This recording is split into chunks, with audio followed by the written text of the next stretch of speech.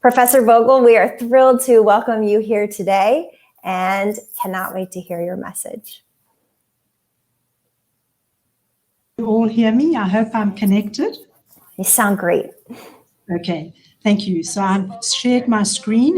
You should have the first slide. I hope you do. The climate story. Multiple voices matter. Do you have that? We do. Yes, thank you.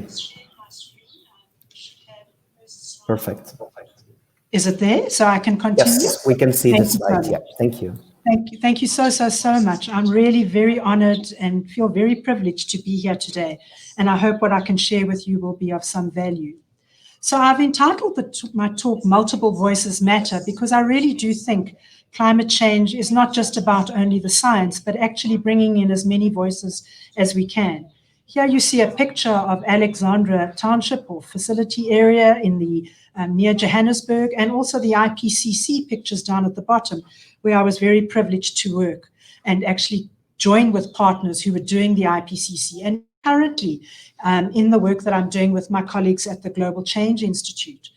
And all of these efforts show, particularly in the science, that humans are changing the climate.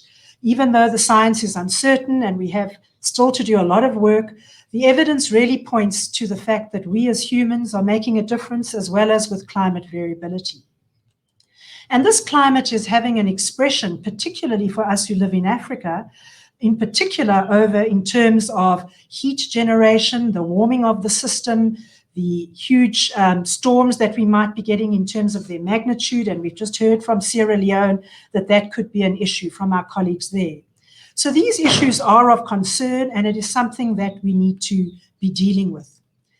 The approach that I use, I was asked to share some of the work that I do. We use an approach called the transdisciplinary approach, which essentially just is a humble approach of where you try and listen to others who have other knowledges. And so at the university, in the Global Change Institute, we try and bring our science outside into the world and work and engage with people outside. And then we also take the inside out and then bring the voices from the outside in. And this has been very rewarding. So I want to share this morning, just very briefly, or this afternoon, depending on which time zone you're in, the work that has been done by the city, in particular with C40. The city has now signed up, and you can see that in Africa, there are many cities who are signing up. And essentially, the city is currently getting ready to launch its climate action plan. But the most exciting process of this, and this is really my take-home message, is that we've been engaging with the youth in this process. And after 5 years of engagement with the city, I was able to open up a space for the youth in the city, and this has been a phenomenal journey. And later on in the day, you'll actually meet some of the people who I've been working on this project. The group that we've been working with is the South African International Affairs Program, SIA, and they've been doing a number of youth activities, which I'm sure resonate with many of you from your efforts that you're doing around the world. People working with different youth leaders, working with different schools, working with university graduates, etc. And the whole idea is to use the city of Johannesburg, if you like, as a mini experiment, so that we can see if we can try and clip different efforts together across the country into a youth climate action plan. So the voice of the youth, not some professor, not some business person, but the actual youth talking about their vision. And we've been very, very fortunate to have the city grant us space in the document. And many of the young people have been working furiously during lockdown, and they've raised up a couple of principles which I think are really interesting, and which, by the way, the city were blown away by, because they said, gosh, we need to learn more about these. So the city and the youth in particular profiled intersectionality, which basically just means we need multiple voices coming into the room from different dimensions, systematic change, community-focused efforts, just transition, and other issues.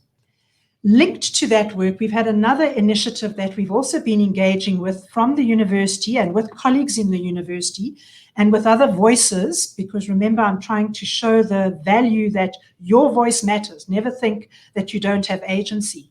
And we've been working with the Climate Justice Charter led by my colleague, Professor Vishwas Satgar. And what that has done is trying to bring the voice of many people who wouldn't normally come into these spaces. For example, here you have a drought speak out that we ran as part of, and in fact, Vishwas organized and did it with all his partners to bring in the voice of the people. We've been suffering from droughts. COVID has enhanced this. Let's hear from the civic unions, the trade unions, civic society, gender-based activists, etc.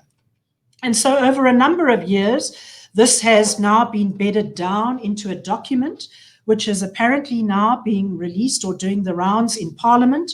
And so again, the youth have been actively involved in this initiative in South Africa, and I'm just profiling the wonderful work that they've been doing.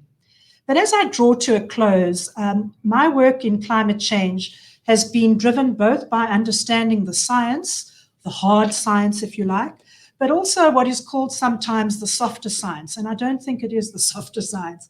I think it's really the really critical science as well with the hard science. And that is talking about transformations, trying to shift us so that we're ready for the future.